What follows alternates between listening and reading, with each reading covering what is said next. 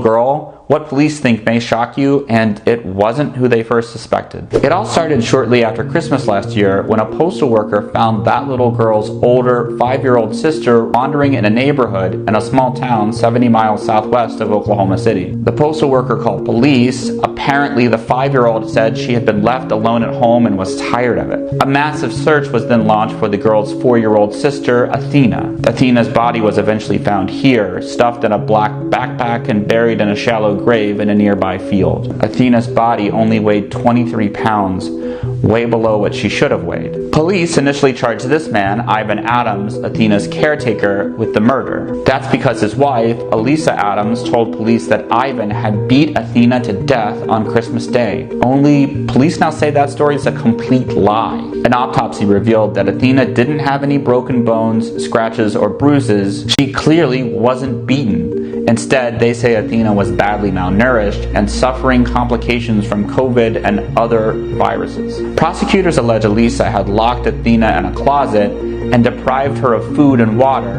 and that's what caused her death. And while it's clear that this is super f***ed up, what the news media never explores is why f***ed up shit like this happens in the first place. Research has proven that there is a very high link between poverty and child neglect. Oklahoma has one of the highest rates of child poverty in the United States, with some 21% of all children living in extreme poverty. Experts say that poverty exerts extreme pressures on parents trying to provide for their families, and that toxic stress can lead to f***ed up cases like this one of neglect, abuse, and murder. I mean, think about it. When was the last time that you heard about a kid locked up in a closet and starving to death of malnutrition in a beach house in Maui or a penthouse in New York City? Critics say capitalism treats workers like slaves, extracting as much value as they can from workers for as little money they can possibly get away with paying. That's why the federal minimum wage is just over $7 an hour. Tell me, who in this country can raise a family, much less survive on their own, making $7 an hour? This isn't to excuse the alleged killers of little Athena,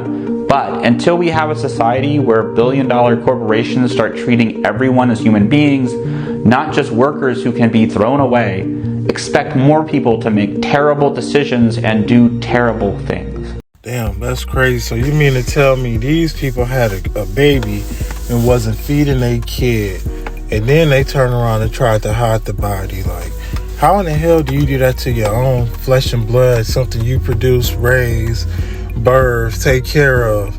Just leave the fucking kid in the room or however y'all left her. No food, no nothing. For somebody to weigh that much and to be that small, I mean, man, I really don't have no words to why, stupid idiots like this are able to have kids and still, mistreat them, stuff like that. But then you got people, you know what I'm saying, that can't have kids, and they're the most amazing person that you could ever wish that, oh man, hopefully one day, because if y'all had a kid, that'd be the most blessed kid, just because of who they are as who their character is. That's what I'm trying to say. On top of people like this who have kids, mistreat them, these should be the type of people that shouldn't be able to have kids, man. So if you see a kid that's not being treated right, it might not be your business, because I know how people are, but sometimes you might have to just be a little nosy, just to make sure everything okay. Definitely don't eat what the person in this story would serve you. On July 29th, 2023, Erin Patterson had her ex. So you mean to tell me that these folks went over to her house, ate dinner, lunch, whatever, you know what I'm saying, all y'all in the hospital.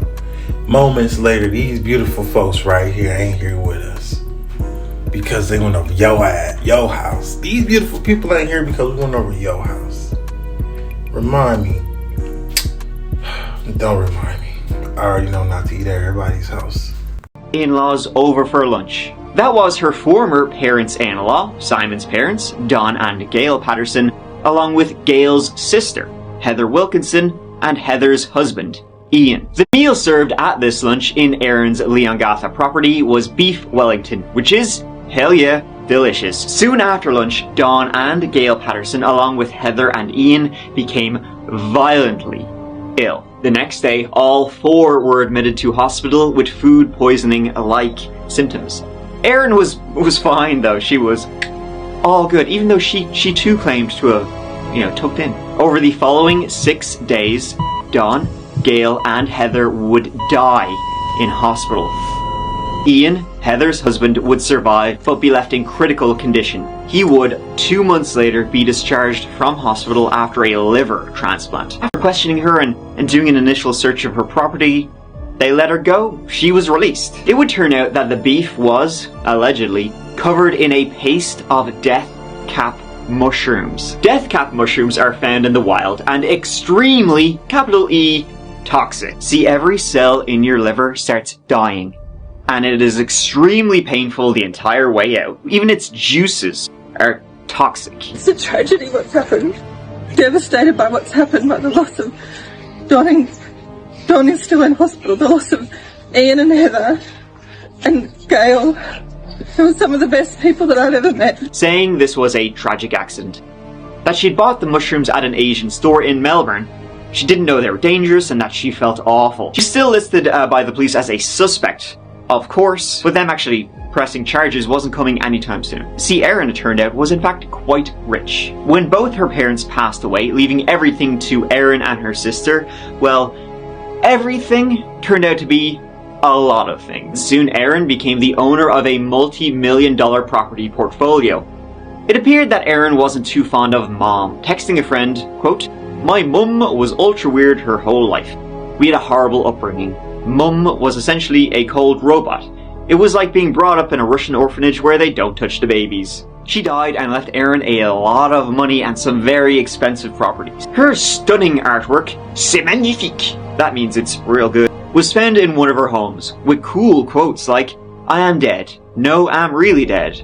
Police say you're a suspect. Do you have anything to say about Yes, that? I say I didn't do anything. I love them. And I'm devastated that they're gone. And over the course of 2021 to 2022, police believe she tried to kill her husband at the time, Simon Patterson. 4 times. 4 times. He was sent to the hospital 3 times due to some sort of mystery illness. He wrote on Facebook, "I collapsed at home, then was in an induced coma for 16 days, through which I had 3 emergency operations, mainly on my small intestine, plus an additional planned operation. My family was asked to come and say goodbye to me twice." And so, See, that's crazy. She up here poisoned her family members over some money. You know what I'm saying? And they found out that the beef Wellington or whatever this beef was covered in that mushroom paste, whatever crazy shit she had made. You know what I'm saying? This is all money motivated, man. That's crazy. But then again, you gotta think about how people act. Definitely these type of folks act over money, just for the simple fact, what you gonna do with it? Like, do you even feel good for what you did? And that's why I understand people, you feel good, you can live your life normal of what you did, all that negative bullshit you just did. not expected to live. I was in intensive care for 21 days. These were even suspicions he had, but when he voiced them, people would just say, "Oh, you're just being bitter about the upcoming and eventual divorce he was going to have with Erin." A class friend of Simon's would later tell the police that the whole reason for the deadly lunch, it was a bid to win Simon back.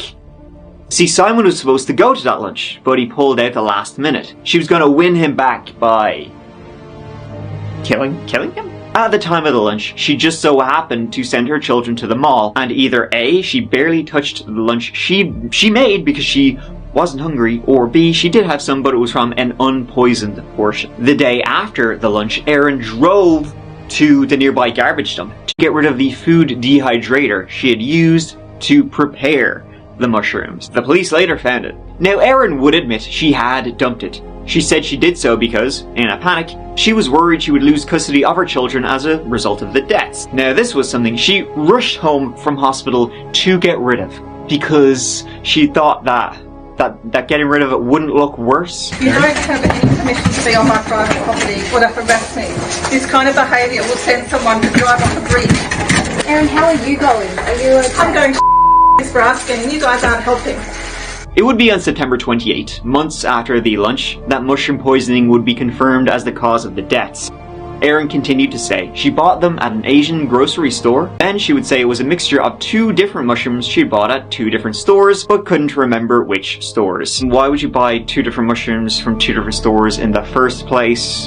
Apparently she would say she'd done it months before and just held onto them. This search is currently ongoing, and we are being assisted by the AFP's technology detector dogs. It would be on November 2nd, 2023 that Erin Patterson was arrested and charged with 3 counts of murder and, get this, 5 counts of attempted murder. The same day, specialist dogs were brought to her home, dogs trained to sniff out electronic devices, such as phones, laptops, SIM cards, USB sticks, you name it. Perhaps they found proof of her getting the mushrooms, foraging the mushrooms. Maybe she'd gone out into the local area, because they were known to be in the local area. She'd gone out one day, shortly before lunch, foraging. She had her phone with her, and the police were able to track her movements of where she had gone.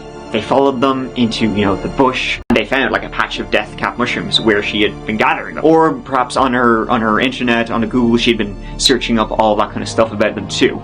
Probably a mix of both. Erin Trudy Patterson faced the courts in early November, and she faced those charges. However, the prosecution had said they need time before they can proceed, as they have to analyze computer materials seized during a search of Erin's home at the time of her arrest.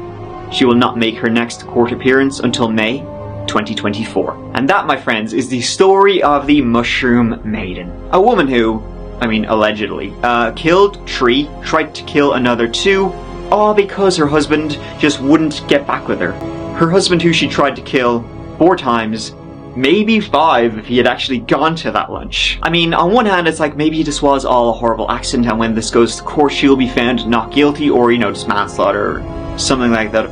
Or she is, in fact, a sadistic serial killer wannabe who purposely murdered 3 close people at a lunch and then bawled crocodile tears to the media. Whatever it is, this is serious psycho behavior, and guess what? I'm not afraid to say it. Well, let's see what the trial will cook up. But it's not leaving mushroom for doubt. So she got, let me see, it's January right now. She got about a good, 4 months left before she go to trial, or we find out exactly what happened. And as we can see, she killed these people right here on top of trying to kill her husband. 4 attempts, possibly could have been a 5th if he was at this luncheon when she had it with her, her folks and stuff like that. So with this being said, I don't know if they had any beef or anything like that going on, but if you got beef with somebody or somebody don't like you, maybe you shouldn't be trying to have lunch or some shit with them, because this type of behavior happens.